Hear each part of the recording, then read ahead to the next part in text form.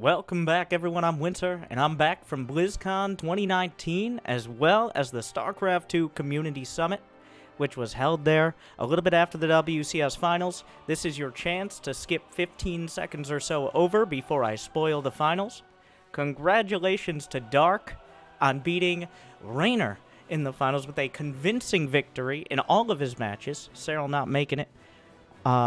And I want to talk about the format and everything else. And this is about the future of StarCraft 2. The results of 2019, essentially. It's not over yet. There's still some major tournaments. But, and where are we going in 2020? Now, I can't speak to specifics on a lot of things, but I can speak generally. At least I hope I can, because I'm making this video. But, first off, StarCraft 2 in 2019. It's been a tough year in a whole lot of ways.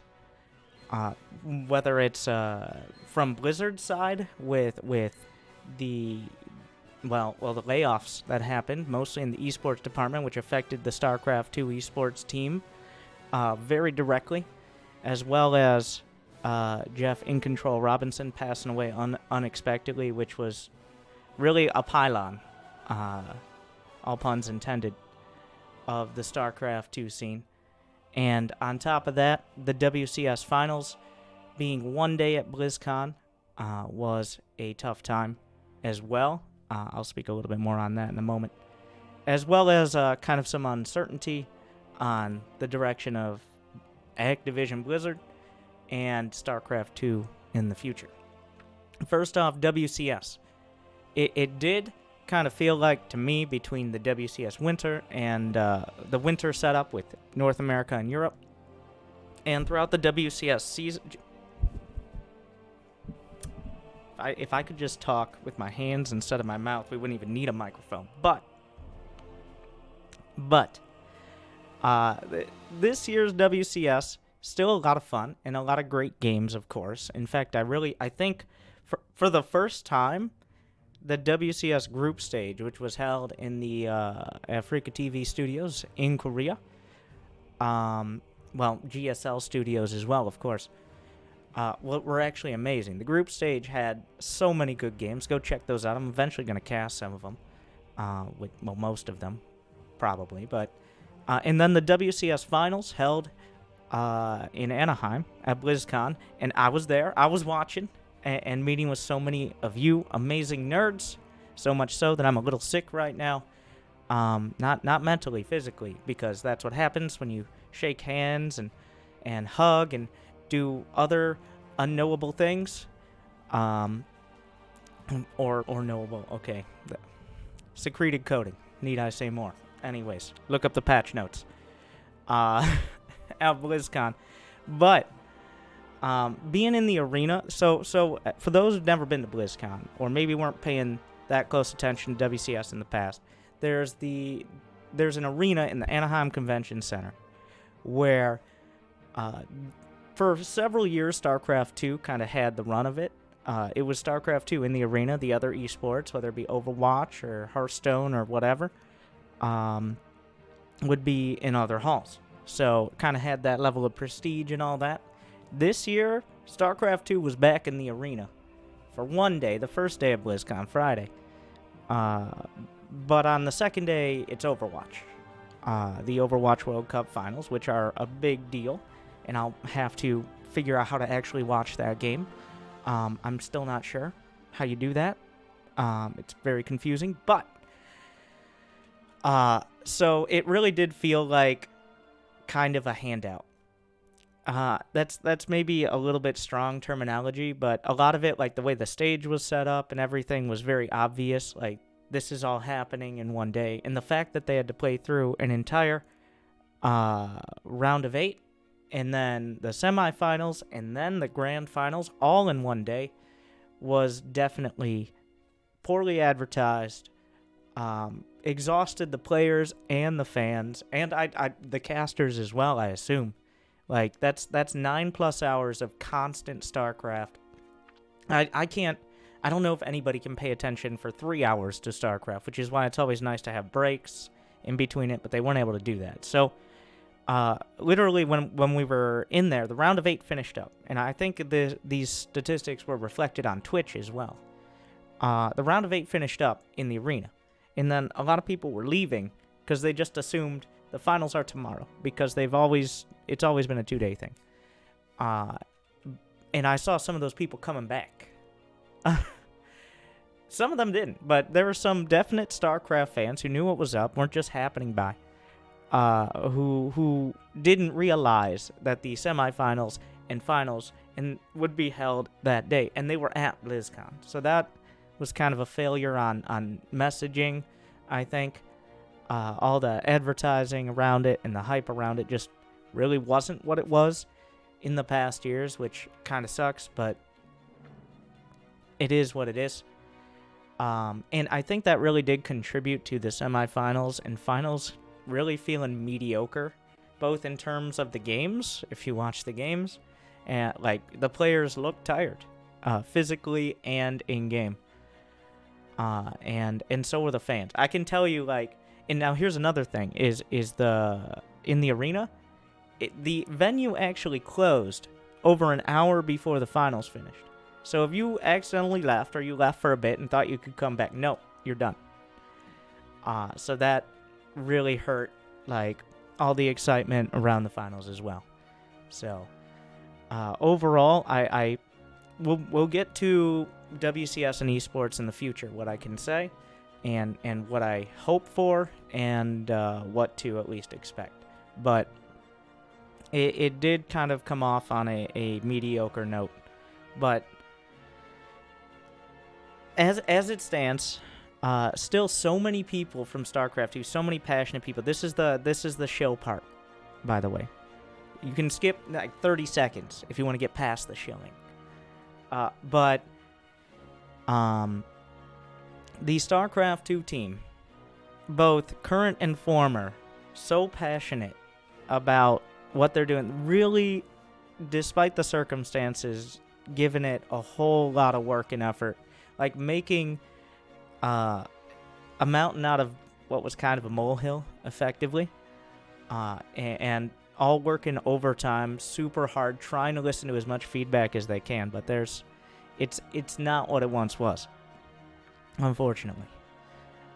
But like, I won't name names, of course, but they know who they are, and thank you to them. But seeing people who no longer work in that space able to come back, like, their passion for StarCraft is so strong that former employees came back and, like, they just wanted to watch the finals. Like, they're invested.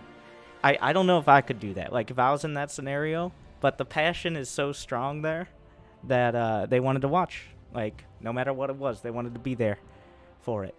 So that was actually a little inspiring and sad, like all those melancholy, I guess. But people love StarCraft. The summary is, though, WCS not incredible, Blizzard not having a great year, in many senses, and I don't approve a lot of the decisions they've made and actions they've taken, and I've voiced that in the past as well, and I will continue to voice it. I'm not gonna this is about the future for now. Maybe I'll talk about the past some more, but. And then on the second day of BlizzCon, despite not having WCS, they used that opportunity to put together a StarCraft 2 Community Summit, which is a whole lot of people from StarCraft. You can expect the casters, streamers like myself and Loco. A lot of the players are there, and we get essentially information about what happened this year and what we can look forward to, or what we can expect next year. So that's what we're talking about now. The summary is StarCraft 2 is an incredibly popular game. An incredibly popular game. The active player numbers, the amount of players that play at least once a month, and I mean, most people aren't spending their lives in Twitch chat, despite what Twitch chat might feel. Have been essentially the same. Obviously, up and down at certain times of the year, holiday, summer, whatever. since free-to-play. Free-to-play brought the game back up to the levels it was near the launch of Legacy of the Void, like right around when a new expansion came out. But free-to-play brought it right back up there, and it's been there since then, and continues to be. Now, this might come as a surprise to those on the Battle.net forums or those, once again, in Twitch chat or YouTube comments, but the most popular game mode has been and continues to be co-op. Co-op is significantly more popular, not orders of magnitude, but significantly more popular than the ranked multiplayer. Well, just ladder multiplayer in general, and also like custom games in arcade. It isn't like double or more, but it is more, and it is the most popular game mode, and also is a big driver of revenue. So the summary is player numbers are where they were. I'll tell you this. I can't tell you the exact numbers.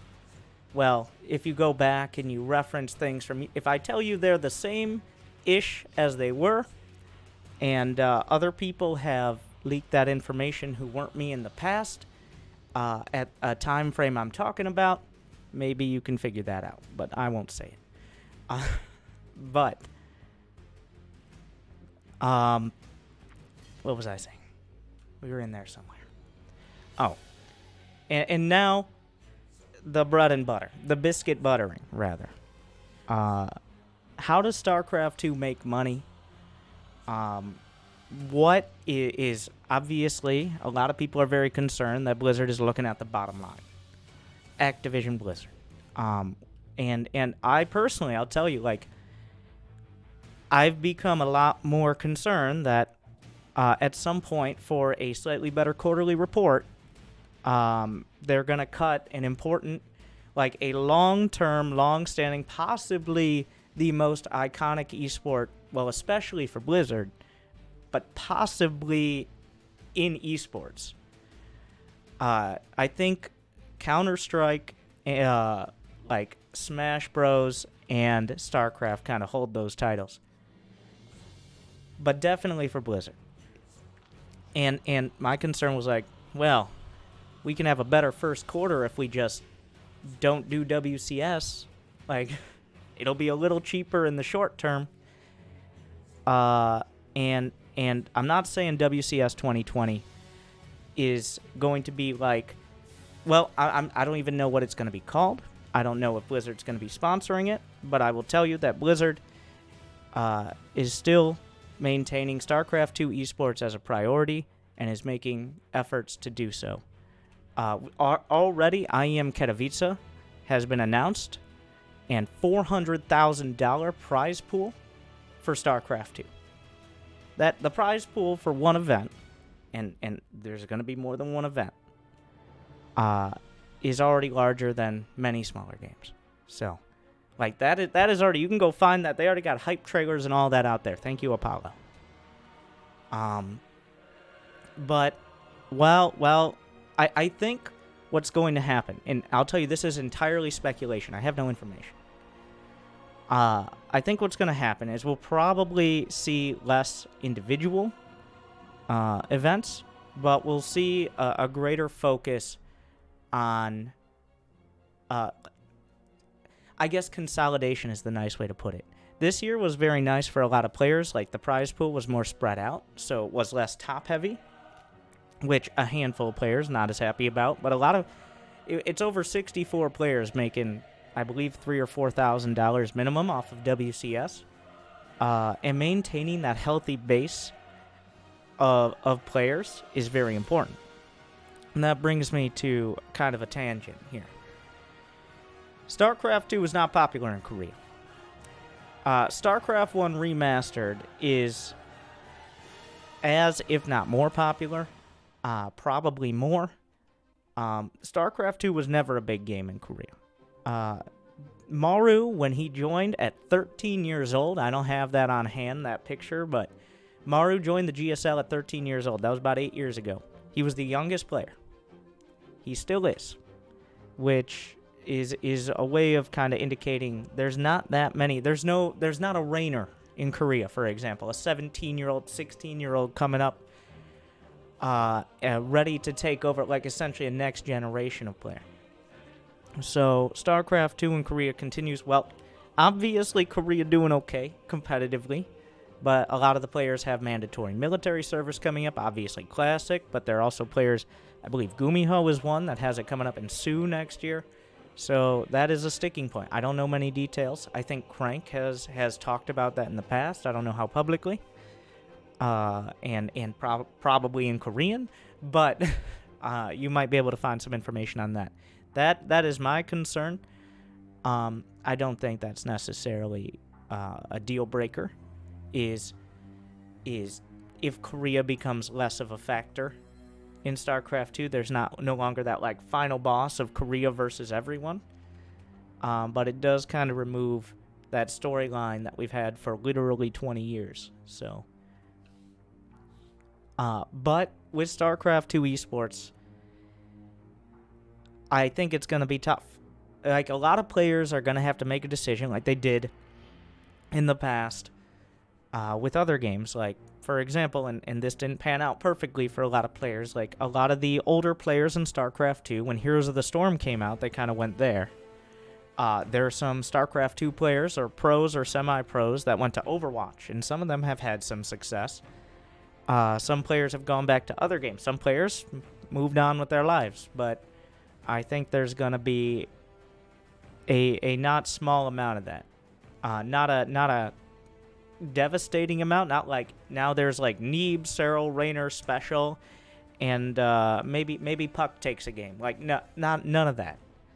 But there's not going to be quite the depth, especially in North America, which also struggles in comparison to Europe. Like, a lot of people say Europe is better. Europe is better in top 50 GM because almost all those 50 players are WCS-capable pros or close, whereas in North America, it's like whatever European wants to take number one on the ladder today. It is what it is, but we'll have to see how well that holds up. And once again, I don't have any details, but Blizzard is learning from their mistakes in the sense of, with Heroes of the Storm, they cut Heroes of the Storm Esports suddenly out of nowhere. And if they do that with StarCraft, I'll tell you right now, if they do that with StarCraft 2, and in a month I make a video saying, guys, I was wrong, well, this is going to be a much angrier video, I'll tell you that. But StarCraft 2 is a lot more self-sufficient. It's a 1v1 game. The logistics and infrastructure required to put on a tournament are not nearly as expensive as a 5v5 game. It's just the sheer amount of players. Like, for example, if you have 8 teams playing in a tournament in a team game, it is 40 players. That's a lot of logistics. That's a lot of a budget required. 16 StarCraft players are just simply not as expensive, so we have that. And we do have to have those conversations, or at least think about that as well. But as esports go, and we're going to get into balance patches in a moment. That's going to be relevant. As esports go, I think we'll see something around what we saw this year, maybe a little less in terms of like WCS events or something like that.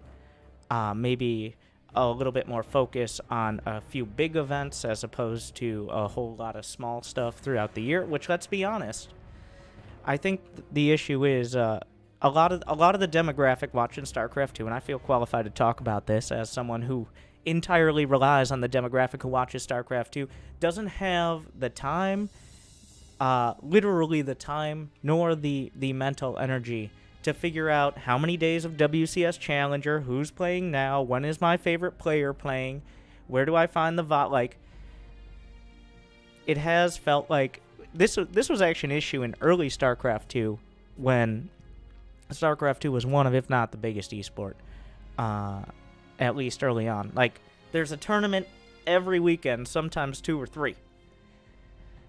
And how are you going to keep up with that?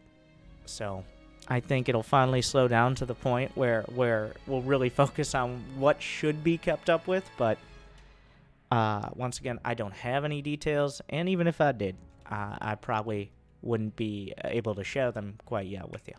So, but now when it comes to balance, this was a big concern this year, and I'll tell you the balance team as well. But Zerg has definitely trended upwards towards the end of the year. And I have an entire another video on the specific balance patches.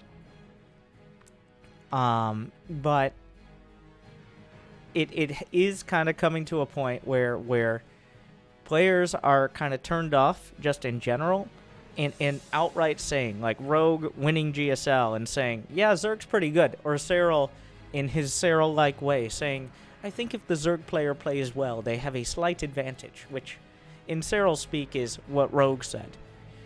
And I'm sure Dark would say something even more drastic. But the balance team is not looking, and there's a lot of discussion around this. There's always discussion around this. They're not looking to make a huge patch every year. I mean, they know, and I think it gets a lot of people excited.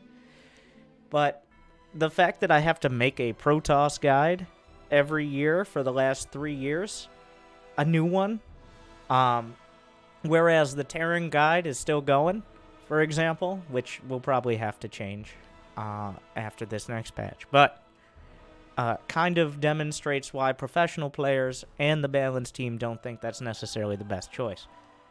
I'm not saying the players watch my guides, but who knows.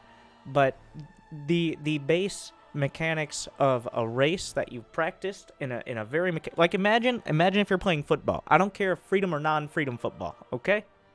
Imagine if the ball became 30% smaller. That doesn't affect the linemen very much, probably. Or it doesn't affect... Okay, now my analogy doesn't hold up. There. But, like, that is kind of... If you change the game too drastically, then you find yourself in a scenario where pro players have to relearn the game, and that doesn't necessarily make for the most competitive play. Like, Brood War hasn't been touched for 20 years, but StarCraft 2 is not Brood War.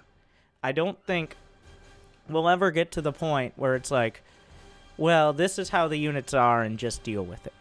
But we'll see. The goal is to, every year in every balance patch, to make smaller and smaller adjustments until it's about as good as you're going to get. And a lot of that comes to the map pool. Like, the idea is the game is balanced more around the map pool than the races. But right now, let's be honest, Nidus Worm doesn't care where your main is. Because they're going to get in there, looped up or not. Watch the balance patch changes. If you're just watching this video, I'm going to sound it's going to sound weird. But there do need to be changes made. I think that's agreed across the board. So does the balance team. And I hope we can get to that place. There is a major tournament coming up. Home Story Cup 20. Which will be held on the new patch, so we'll get a look at that. And you might be able to hear my commentary on it firsthand.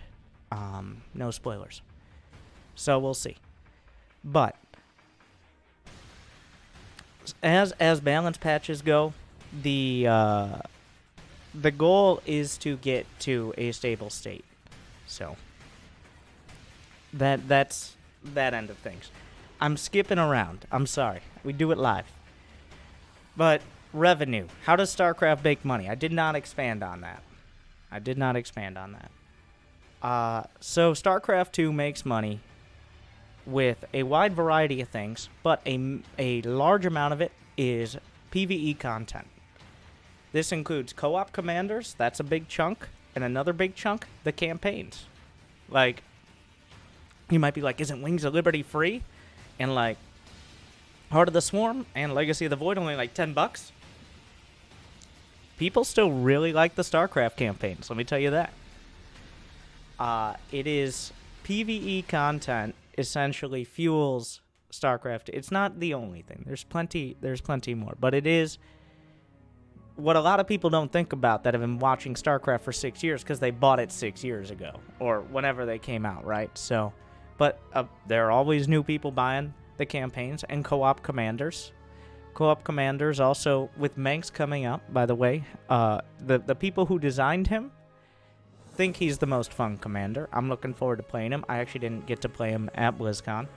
I was too busy playing and losing to Alpha Star, except for one game. I beat Alpha Star. Another video. I beat it, though.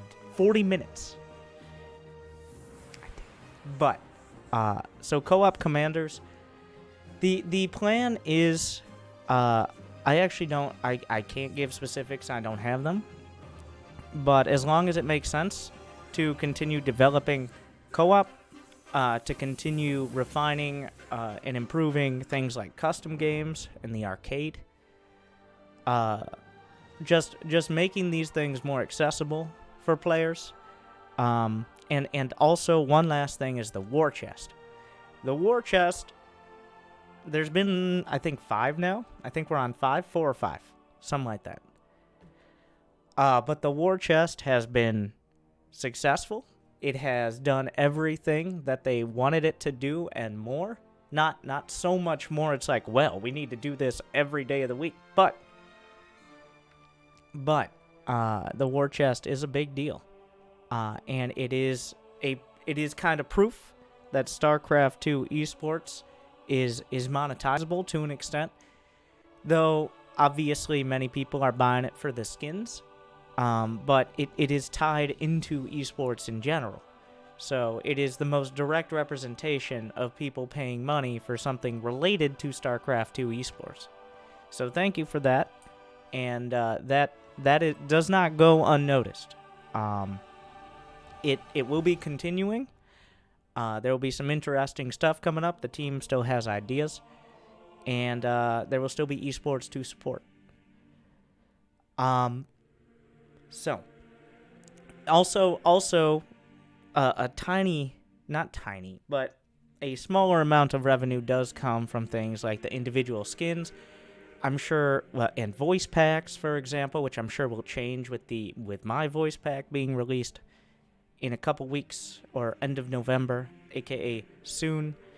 And then I will dictate all of WCS and any esports and all of that.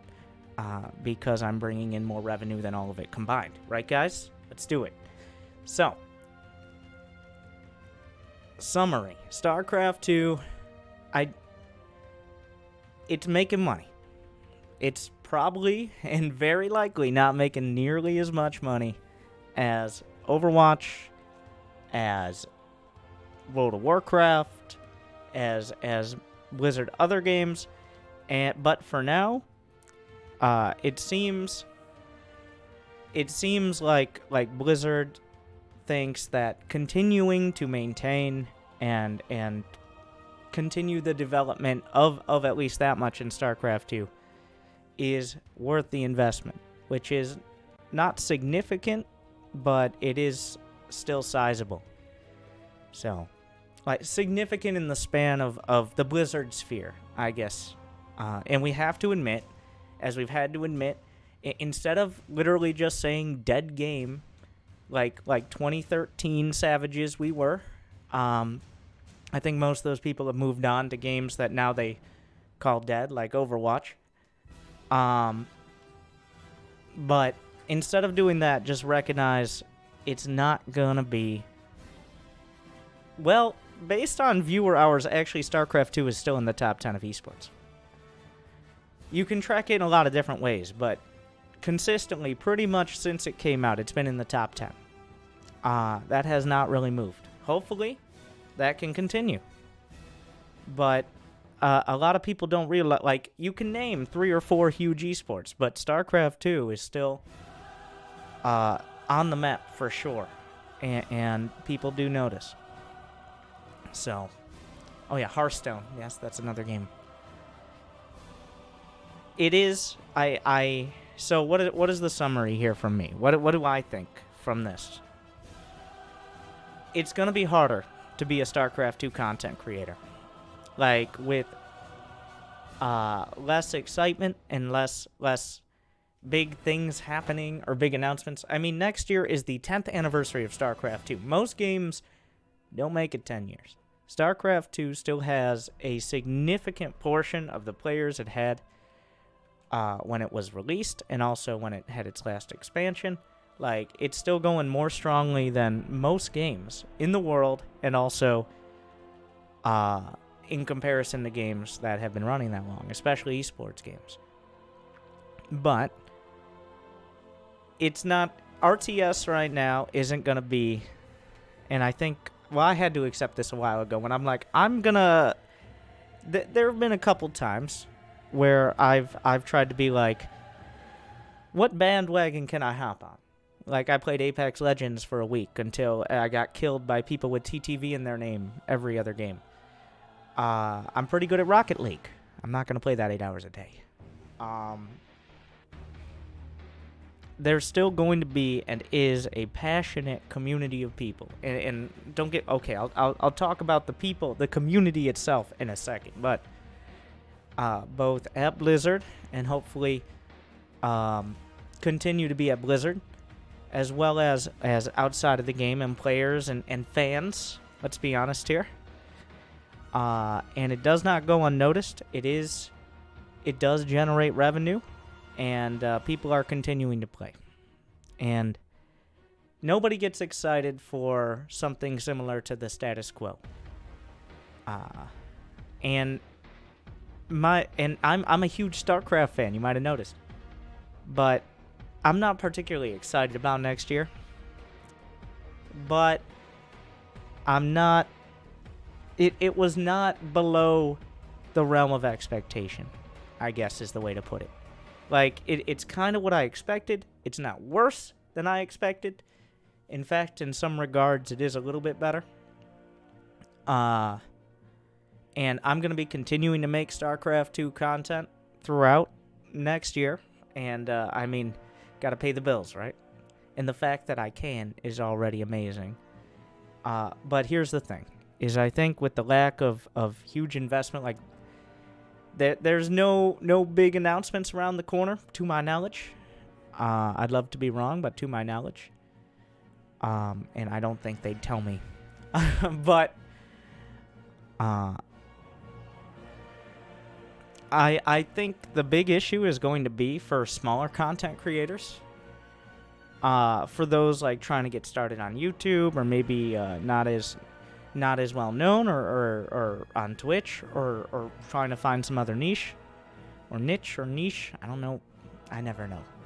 But it's going to be very hard. And that is eventually what will make things tough. There's still other games like you can look at older games. There's still a few people making content, like Age of Empires, Warcraft 3. I actually met the Back to Warcraft guys, really amazing guys. How many people are making Warcraft 3 content? There's Grubby, there's Back to Warcraft. There's Loco, because he's on that big money Warcraft 3 bandwagon, because he can't play any other games because he sucks at them. But I mean, there's a core amount of people. I'm not saying anything. All right, like I don't. But it is kind of trending that direction. It's, if you are a smaller StarCraft 2 content creator, and I'm gonna, content creator isn't nearly as bad as influencer, but it's in the same ballpark. So so I'm gonna stop saying it. But if follow your passion, but understand. And I was actually talking with Loco about this, not to throw him under in another bus, but even Loco's kind of like, well, I've got a whole lot of StarCraft fans watching me, and he's pretty huge on YouTube, but he's a big fish in the lake and a small one in the ocean, I guess is a way to put it. There's not that many more people out there that are going to be watching or getting into StarCraft. There are some. But many of the people who are and will be, or will be again because they just came back because they found Bronze League heroes or whatever, already know about it. And I kind of have to accept that, like, for a time, and still continually, some of my most popular videos and content are the guides and casting games that are not professional StarCraft. very not professional StarCraft, and I will continue to do those, and I will do it through next year, and hopefully the next year and next year I really like it. I'm pretty good at it, but I don't know if there's much room for people like me to, well, especially start today or try to build up to that. I don't know. Like, if I was starting StarCraft 2 today or last year or something, as someone who wanted to produce content, not necessarily pro player, like, you can definitely improve faster at that, I think. It would be very tough. So, I would say I'm cautiously optimistic is not the right word, because, to be honest, not incredibly optimistic, but realistic. It's still, like, it's very, it is very hard to get excited for more of the same, but maybe a little less. Right? Like, that doesn't sound great. Not even I can spin it to sound great. But that was my gist of it. That's my feelings on it. And even a fraction of StarCraft 2 is still worth playing and still worth watching, because it's the best game in the world, despite what the people who publish it attempt to do. And I'm going to be continuing. And I hope you will too. I know this wasn't a huge pick-me-up for anyone who's concerned about StarCraft 2, but I think a lot of the concerns come from the lack of information around it. The lack of, like, an idea of what to expect. And because when that happens, a lot of people either have high hopes or just get stuck with low ones and are disappointed either way. So I hope this was somewhat enlightening. And I was like, I'll just make a 10-minute video. I don't think this was 10 minutes. I'd be lucky if it was 35. I have no idea how long I've been talking for. But I will continue to do so. So thank you for watching. This will probably be on YouTube. That's the point. So you can watch in the future. Good luck. Have fun. I hope you continue to watch me, StarCraft 2, and stay tuned for, well, I just want to show good games for the fans. And so do a lot of other amazing people. So thank you for watching.